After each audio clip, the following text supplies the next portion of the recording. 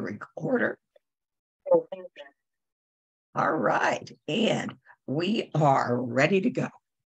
If you have never had the opportunity to, whoops, got people coming in the room, to be on the House floor and watch them get ready to vote on bills, it is quite a sight, especially when the room is full.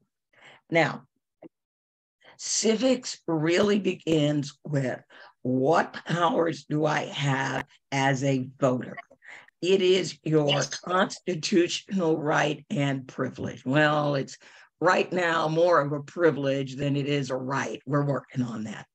Your vote gives you the power to select who controls the three levels of government: federal, state, and local. So on the federal level today, we will be concentrating on Congress, that interesting body where our laws originate. When we look at the federal government, it has three branches: the executive branch, which is the president and the vice president; the legislative branch, which is Congress, which is the U.S. House and the U.S. Senate; and judicial, the Supreme Court. We will be concentrating on number two, legislative. Now, Congress consists of two bodies called chambers. You have the U.S. Senate and the U.S. House of Representatives. Now, the Senate has 100 members, 2 from each of the 50 states. It is relatively new that citizens elect their senators. Originally, senators were appointed and chosen by the sitting representatives, and generally the governors had something to do with it. So in modern times, we elect our senators. Now, senators serve for 6 years rather than 2. And the entire Senate, unlike the House, is never all up for election at the same time. So normally a third of the Senate, roughly 33 members, are up for election at any given federal election, even year cycle. In order to be a senator, in the event that anyone here is interested, you must be 30 years of age. You must be a citizen of the United States for at least 9 years when you are elected, and you must be a resident of the state you plan to represent. Something that apparently wasn't completely clear to Mr. Walker when he ran, because most people were like, Herschel, you live in Texas. But I digress. Now, in the House, we're still talking about the Senate. The Senate has some very, very special functions where the House really doesn't have any say. When the president has nominees for judges, for ambassadors, for cabinet officers, and the senior executives, they must be confirmed by the U.S. Senate. When we are looking at treaties that are negotiated with foreign nations, all those treaties must go through and be ratified by the Senate. Currently, in the U.S. Senate, we have 51 Democrats, and independents. The two independents mainly work with the Democrats, and there are 49 Republicans. Now, what does Congress look like? This is a new part I wanted to add to the program rather than just, yeah, this is what it does, blah, blah, blah. Does Congress really look like America? Well, not exactly. It looks like a governing body where money really, really, really does a lot of talking. So the 118th Congress is setting records for diversity, with 25% of the voting members identifying with a race or ethnicity that is non-BIPOC, Black, Indigenous people of color. 133 of the entire members of Congress, House and Senate, identify as Black, Hispanic, Asian, American Indian, or Alaska Native. 80% of the racial and ethnic minority members of the new Congress are Democrats, while 20% are Republicans. And that is a huge, huge bump up for Republicans. Now, in the House, there are 6 non-voting members. Eleanor Holmes Norton, the representative from DC, while she can introduce a bill, she does not have the ability to vote for a bill that she has introduced. The territories, Puerto Rico, the Mariana Islands, the Virgin Islands, they have members in Congress, they have offices, they can introduce bills. They have no voting rights. Now, there are 4 Democrats, 2 Republicans. 2 are Black, 2 are Hispanic, and 2 are AAPI. Now, when we are looking at the number of members who are Black, there are a total of 60 Black members. 55 of them are Democrats, 5 are Republicans. On the Senate side, we've got 2 who are Democrats, we've got 1 Republican. All right, can anybody say Tim Scott? So that's our 1 Black Senate Republican, Tim Scott from South Carolina. On the House side, 52 are Democrats, 5 are Republican.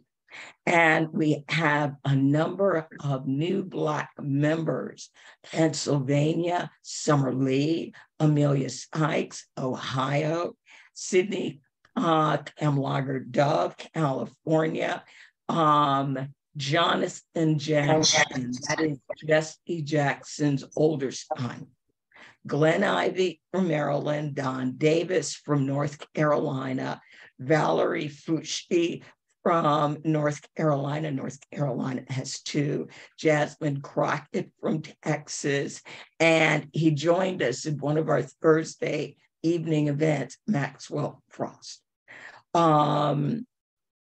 The addition of 2 more GOP members makes the 118th Congress the first to host 5 Black Republicans in the Congress since Reconstruction. Remember, our Jim Crow laws all came out of Reconstruction because people were like, oh, good Lord, there's just too many Black people suddenly getting elected to federal government. We have got to put an end to this. And that was part of the birth and reasons for the Jim Crow laws. And now, sorry to interrupt you. Can we just ask the non-speakers to mute because there's a lot of echoing bouncing back? What I will do is I will mute everyone. Mute everybody. There we go. All right. Yeah, I was hearing a little, but it wasn't too bad. All right. We'll have a good recording now. The Hispanic caucus currently has 54 members. Again, it's really interesting. It's 38 Dems and 16 Republicans in total. In the Senate, 4 and 2. And in the House, 34 and 14. So Alex Padilla from California was the first elected Hispanic senator from California. Now, you're going to get copies of these slides, and I'm going to need to move it along because there's a lot of these slides. Now, in the Asian American caucus, that caucus is also at a record high. It's got 18 members, mostly on the Democratic side. So we've got 2 in the Senate, and then 14 that, or actually 16 in the House. So the Illinois folks probably know Tammy Duckworth and then Mazie Hirono from Hawaii. Now, Native American and Indigenous folks. Again, this is an all-time high for Congress. So there are 5 members. There is 1 in the Senate, and then in the House, there are 2 Dems and 2 Republicans. All right, now, gender. What does it look like? It was a very good year for women. There are a total of 149 women. 124 of them are in the House. Virginia sent 3 women to Congress, and we are hoping in the Virginia 4 special election, there will be a record high number of women from Virginia. Virginia will have 4 women in Congress, including the very first African-American woman to serve in federal office from Virginia. So when we look at the gender makeup of Congress, women make up about 51% of the US population. However, in Congress, they are only 28% of Congress. Now, we have 4 states, Minnesota, Nevada, New Hampshire, and Washington, where actually California used to be, but now they have Alex Padilla. We have 4 states where both senators are women.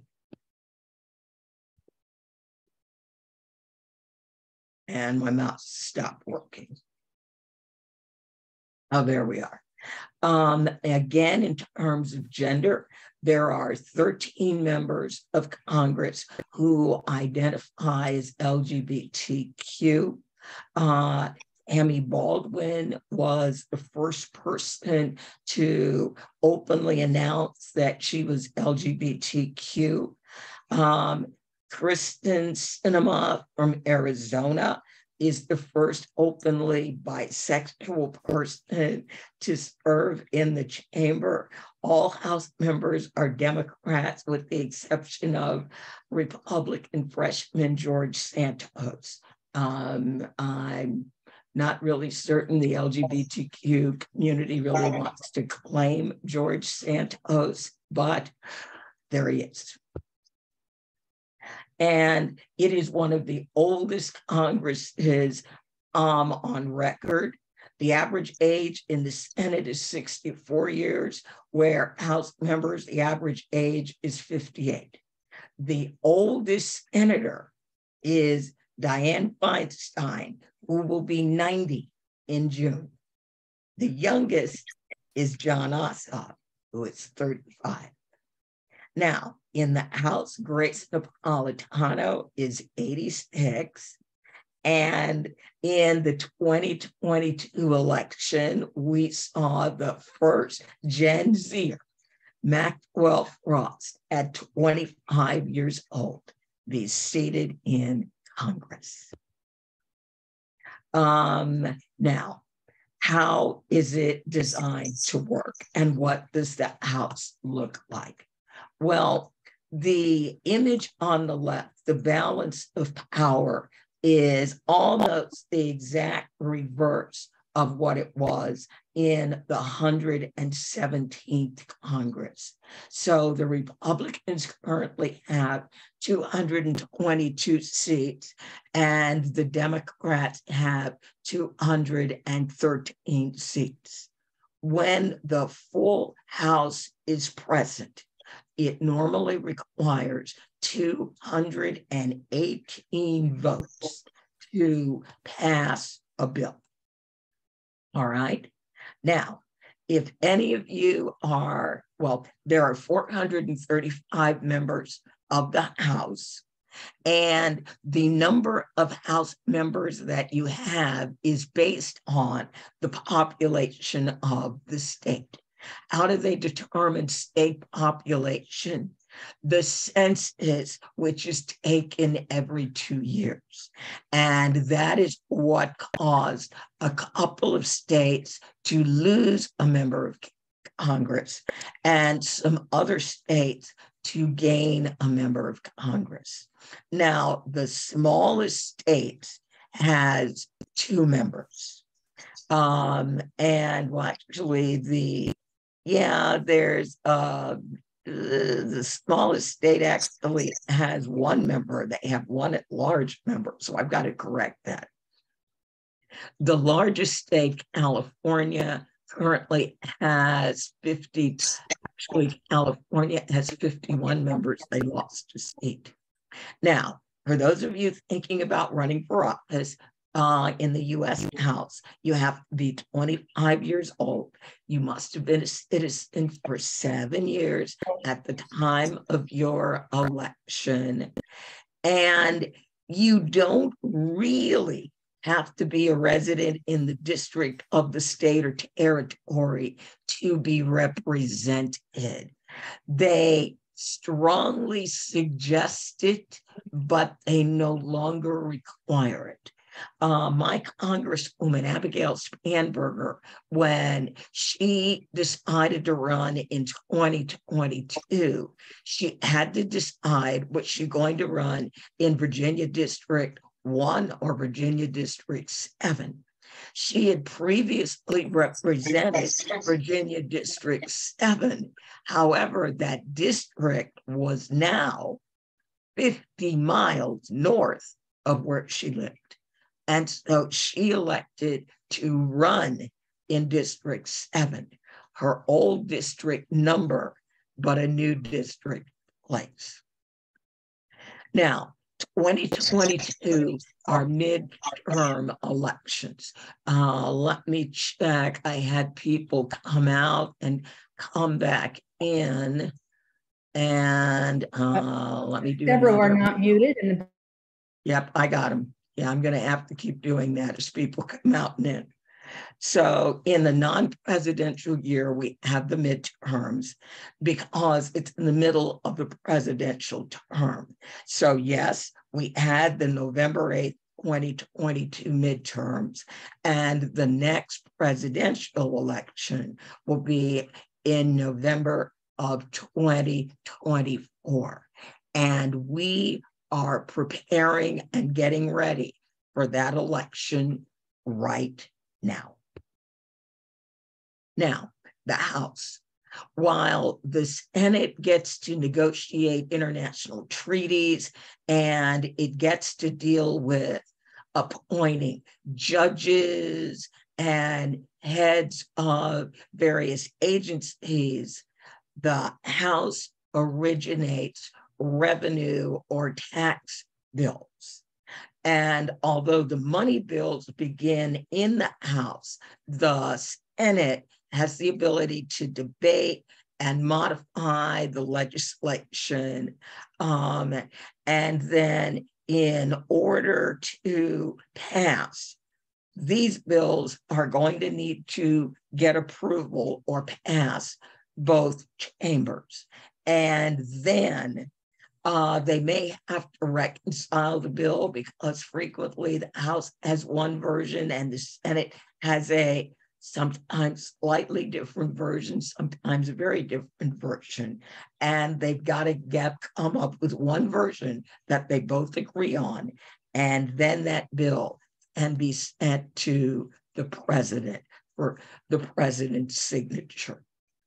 Now, when you have differences between the House version of what they think the law should be and the Senate version of what they think the law should be, they get together and they negotiate through what is called a conference committee.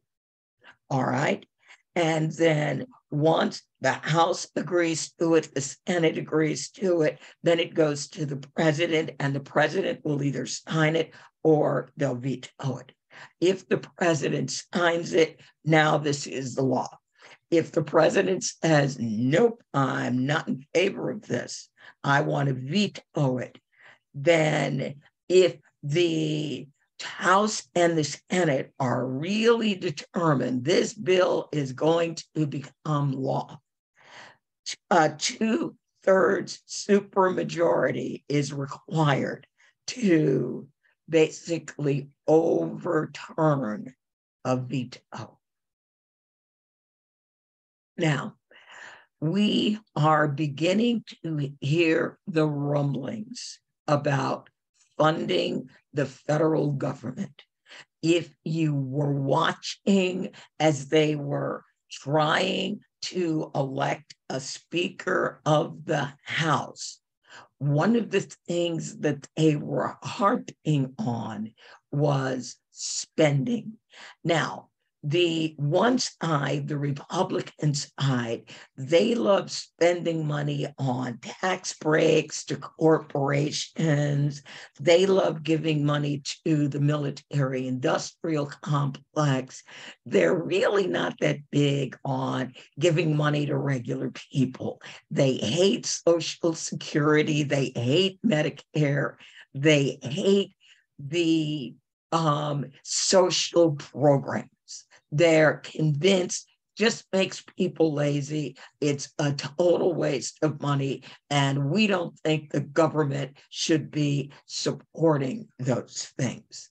And the people who really are in that camp were the people that the current Speaker of the House really had to woo to get them on his side to vote for him.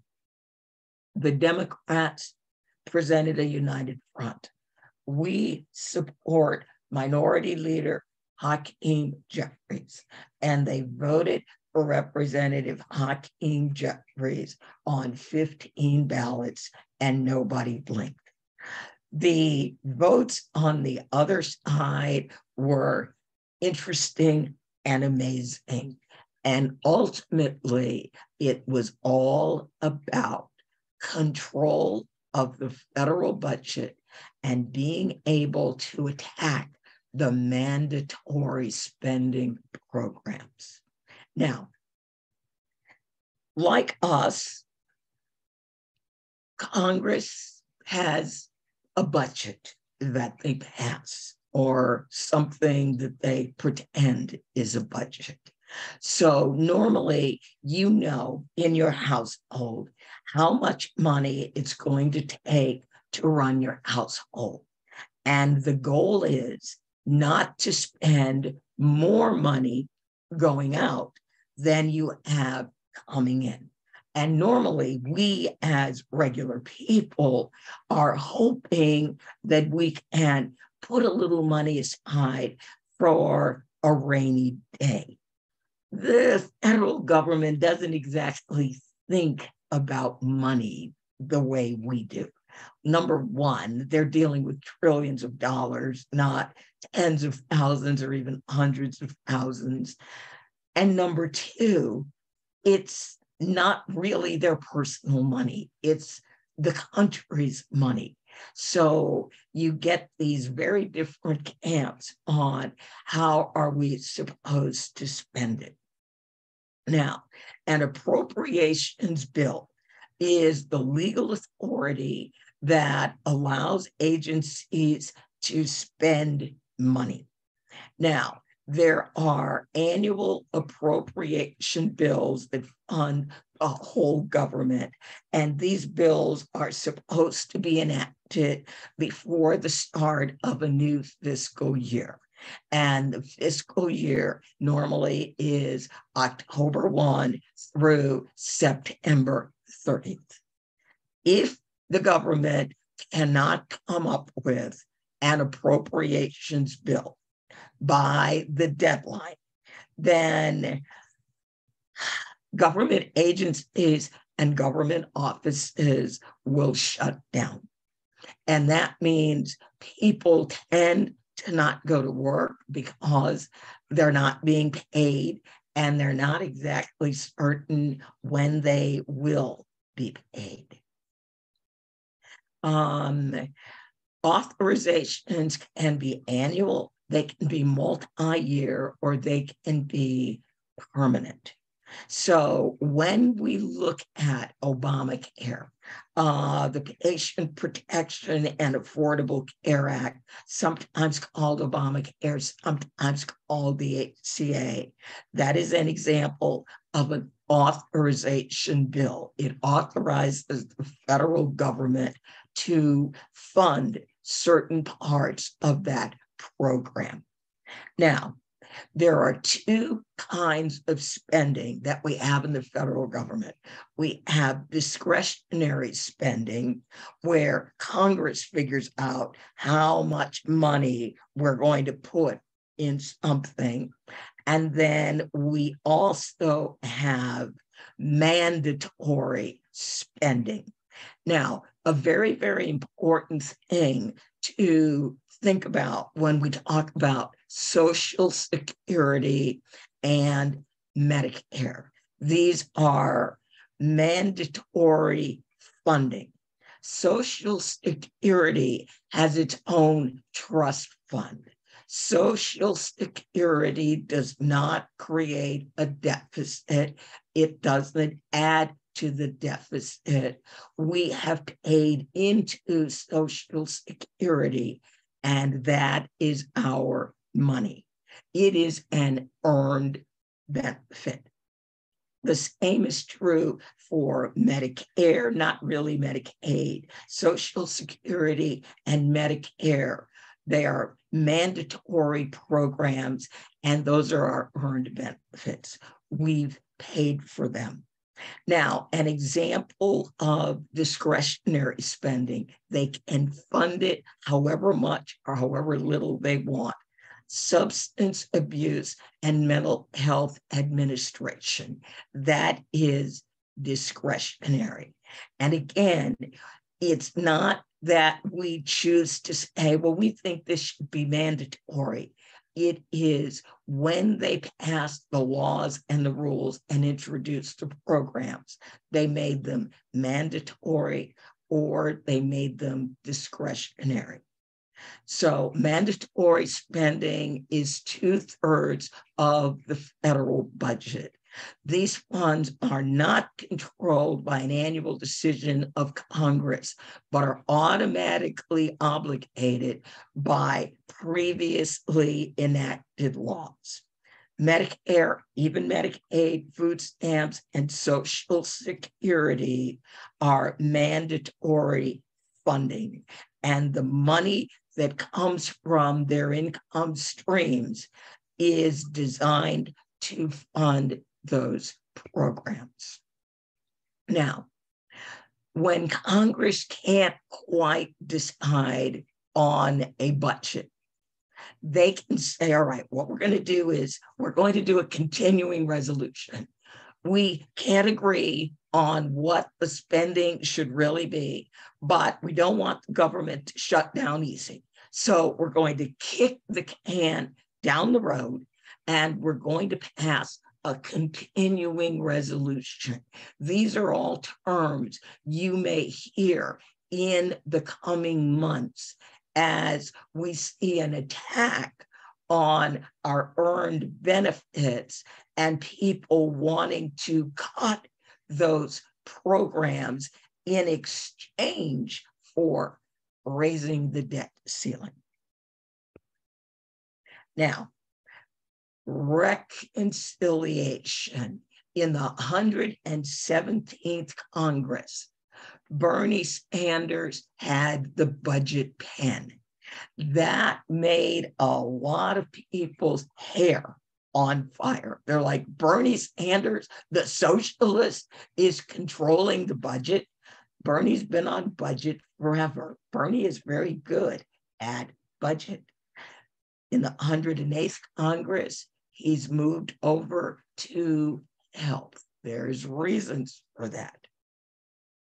A reconciliation bill. We've all theoretically reconciled our checkbook. A reconciliation bill adjusts the laws so that we can meet preset spending and revenue levels. Now, they didn't pass it, but I think most people may have heard of Build Back Better. That was a reconciliation bill where the House said, all right, we have got a bunch of bills. We've got a bunch of things that we want to fund. We don't want to introduce them and agree to them one by one. We're going to clump them all together in a great big package that's called an omnibus bill. And then we're going to fund the government by these omnibus bills. The Republicans hate omnibus bills.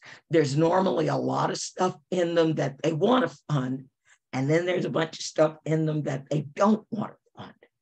Their idea is everything the government funds, we should look at it one at a time and fund it or not based on its merit or lack of merit.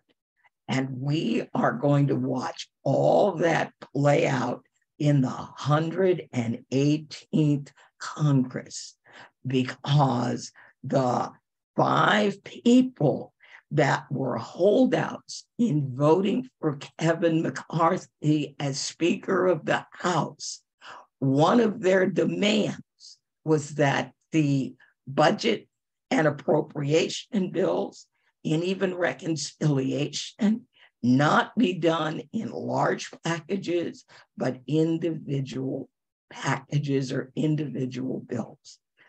It's going to be a bumpy ride, people. It's going to be a bumpy ride. Now, what are we hearing about right now? We are hearing about the federal debt ceiling. The debt ceiling is basically when the federal government has basically spent all the money that it has to spend. And if it can't borrow more money, it's stuck and can't pay its bills. So again, it's one thing if we as individuals end up being bankrupt and we can't pay our bills. It is a whole nother emotion if the United States of America goes, we can't pay our bills. That has a ripple effect internationally among all the people who hold our debt, among people who have nothing to do with our debt. The concept of the credit of the United States and just basically financial life as we know it. So on January 19th of this year, basically the United States sort of ran out of money. And what we're doing now is we are using very, very sophisticated accounting tricks to be able to pay our bills. And we need to raise the debt ceiling. Now, they raised the debt ceiling in 2021 by, what was it, 2.5 trillion. I mean, we are not even with billions with a B. We are up in the trillions. So the Republicans who currently control the House are saying, no, we're not raising the debt ceiling until we get agreement to cut the social programs. So there's the standoff. Now, Congress has raised the debt ceiling 78 times. Notice, we've raised it more under Republican presidents than we have under Democratic presidents. So again, this is just getting you ready for what you're going to be hearing about. So we know when the fiscal year starts, October 1 to September 30th. So now the debt ceiling will be legislation. So it makes sense to talk about legislation. But before I talk about legislation, are there any questions? Oh, yeah, I like that. They like to call Social Security and Medicare entitlement programs. Theoretically, we are entitled to them because we paid for them. But again, we prefer the term earned benefits. We have earned the benefit of X. Yes. Melissa asked, is the veto override 2/3 in each of the chambers or 2/3 yes. collectively? 2/3 in each chamber. Yes. So they make a presidential veto very, very difficult to overcome. So if they just barely pass the bill with, a 2 or 3 votes or even 1 vote to achieve a simple majority, if the president says, no, I'm not doing that, then people are going to have to go to work to get a 2/3 majority in each chamber to override the veto. What frequently happens is they can get the votes in one chamber and can't get the votes in the other chamber, which means they can't override the veto. So they're going to need to try to work with the chief executive, the president, and try to figure out what they will sign and then get both chambers to agree to that. Doesn't happen that often, but it does happen.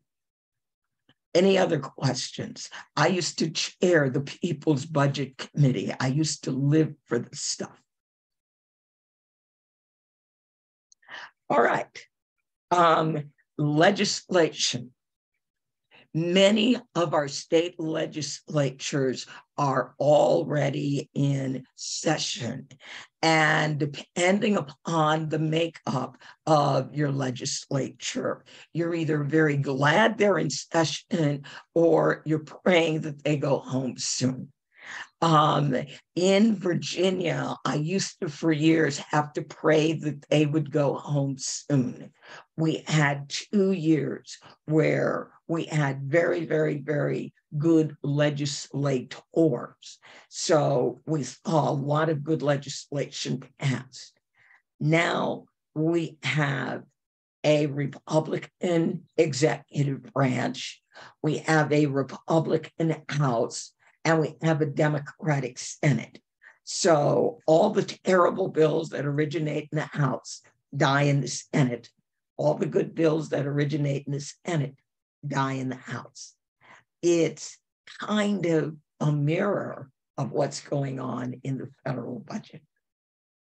Now, when you introduce a bill, normally what the people who introduce the bill and the organizations that support it work on is getting co-sponsors for the bill to show that that bill is something that people are really, really interested in. So if you get emails from daily hosts, even us, saying, write a letter to your member of Congress and tell them to support bill da da da da da da. That's what we're working on. We want to build co-sponsors to support a bill. Now, when you have a bill, in order for that bill to get passed, it is going to need to go through the committee of jurisdiction.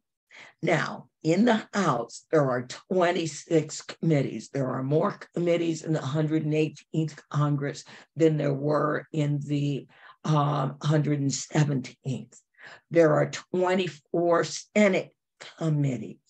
And again, that's more than we had in the last Congress. And there are 5 joint committees made up of members from the House and the Senate. Now, one of the things you will hear people talk about is so-and-so is the chair of a committee. On the House, all committee chairs are Republican. In the Senate, all committee chairs are Democrats. Whoever the majority party is, that is who chairs a committee. And the ranking member is the minority party, normally the person who has been on the committee longest. So if you followed committees in Congress, when I show you the next slide, you will recognize a lot of the ranking members in the 118th Congress were actually the chairs of the committee in the 117th Congress. So again, elections really do have consequences. You're going to get these slides. I know just glancing at it is going to give you, well, this one is good. Well, with the exception of energy and natural resources, Joe Manchin. What were they thinking? Really? All right. Ron Wyden is now chairing finance. That's where Bernie used to be. Oh, actually, Bernie was on budget. Sheldon Whitehouse is now chairing budget. And Bernie is health, education, labor, and pensions. So again, both chambers have a judiciary committee. On the judiciary committee, that is where we have, or where constitutional amendments are going to start. They will always start in judiciary. And the Rules and Administration Committee is responsible for determining how is this chamber going to work in this 2-year session of Congress. All right. Now, what I showed you before, the previous page, are the standing committees. These are the committees that the chamber must have. Non-standing and special committees are committees that the chamber decides it would be a really great idea if we had a committee on aging, if we had a committee on ethics. I think that ought to be standing, but maybe that's just me. All right, now in the House, you'll notice a lot of the same committees, sometimes slightly different names, but the same idea. And when you look at the names, you'll recognize financial services. Maxine Waters is the ranking member. In the 117th, Maxine Waters was the chair. You may also have read about some of the machinations in the House with the Speaker trying to remove Ilhan Omar from the Foreign Affairs Committee. So it's going to be very, very interesting watching where these committees go.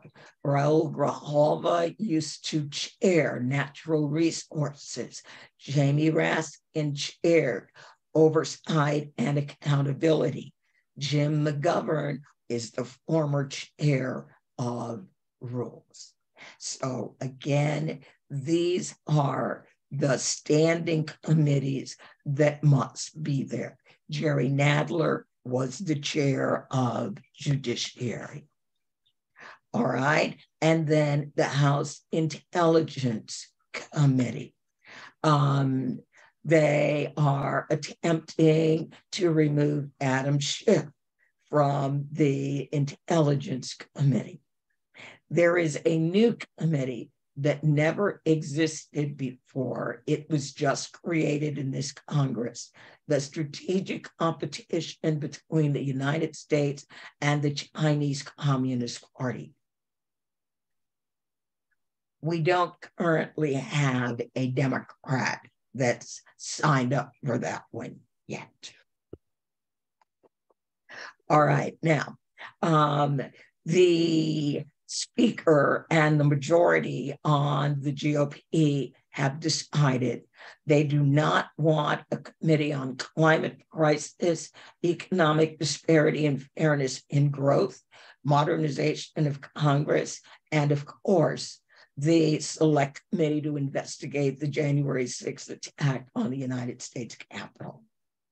But again, as I mentioned, they did create a brand new committee on the strategic competition between the United States and the Chinese Communist Party. Now, any questions on committees?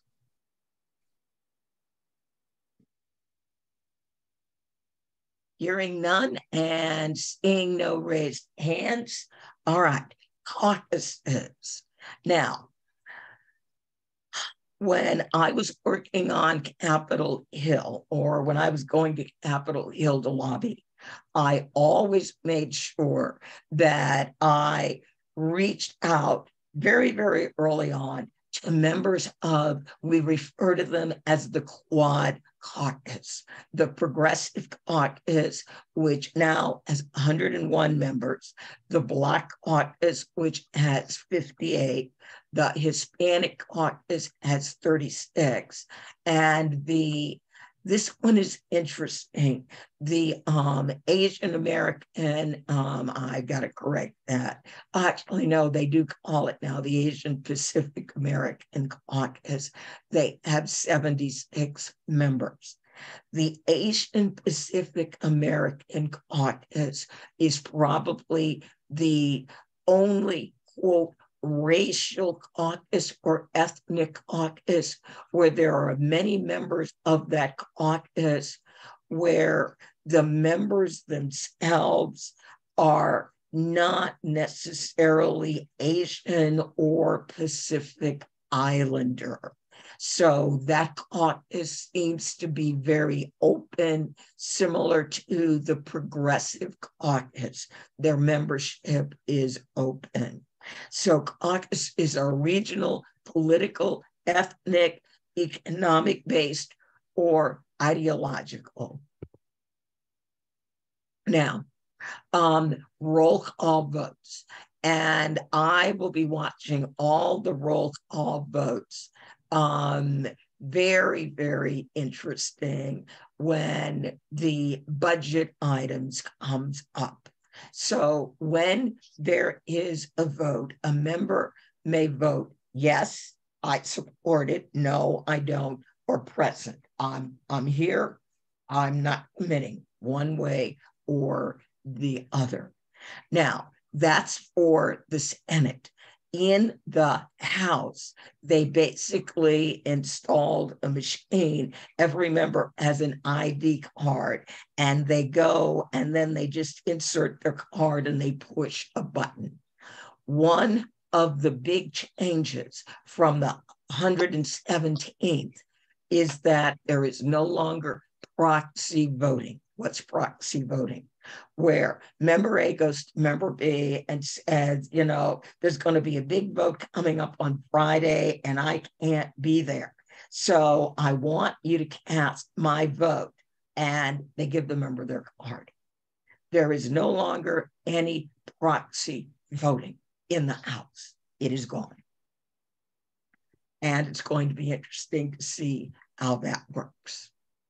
Now, over on the Senate side, we saw this a lot with our voting rights legislation that we really wanted to pass in the 117th Congress. There was no problem getting it through the House, but it would go to the Senate, and most of the time we couldn't even get a vote because of something in the Senate rules called cloture. So budget bills don't have cloture, and the Senate can vote, we're going to remove the cloture bill for this kind of vote. There is no cloture on judicial appointments. So it's a rule of the Senate. They can change it when they want. Under cloture rules, the Senate must get 60 senators who agree to allow the bill to come to the floor. And that is what killed our voting rights and campaign finance legislation. We could not achieve cloture. Didn't matter that we probably had 55 votes on the floor.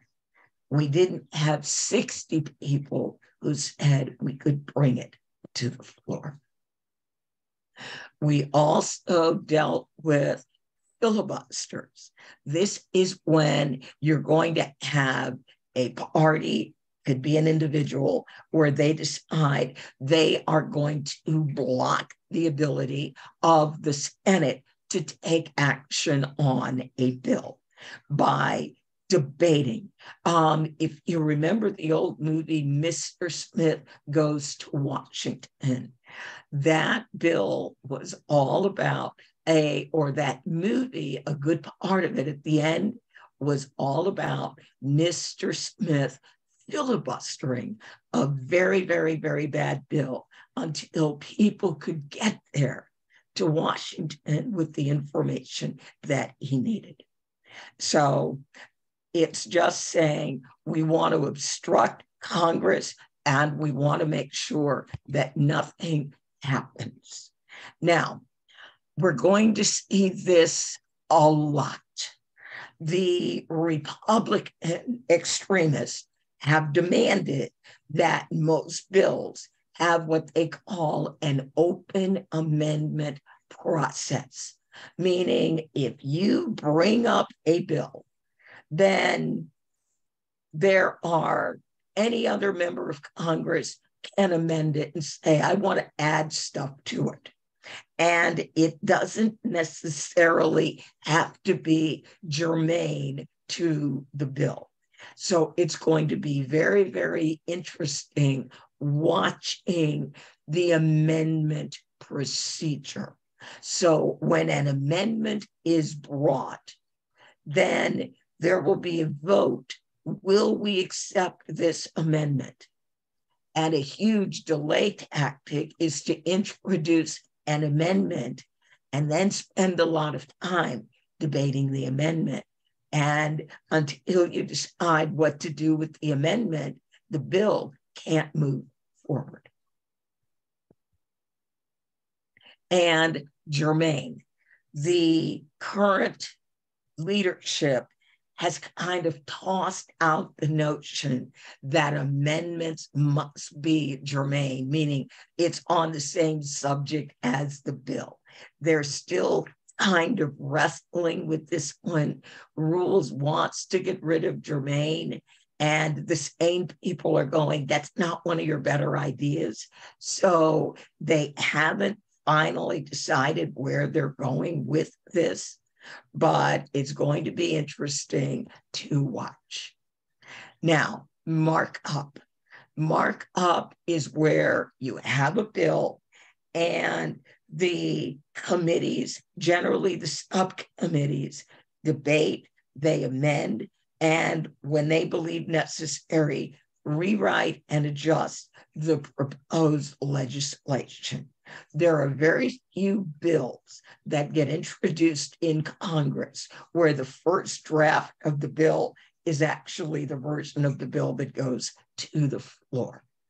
If you like reading or using congress.gov, congress.gov tracks the entire amendment procedure so that you can follow along as they change a bill as it moves through. And now, unanimous consent. Don't know that we're going to see that one in this Congress, but in the event that we do, everybody, they bring the bill and it is unanimous where they say everybody agrees that we want to pass this bill. So we pass it. Let's move on to another topic. What we expect to see in this Congress, because of the makeup of the committees in the House, bills that all the reasonable people in Congress consider very, very important will probably go to the floor on a discharge petition. That means that a group of people take a piece of legislation, a bill, to get 218 members of the House to sign off that they agree with this bill and they want it to advance to the floor. Because all committees are going to have a Republican majority. So that may be the only way that legislation can make it to the floor. All right, I'm only a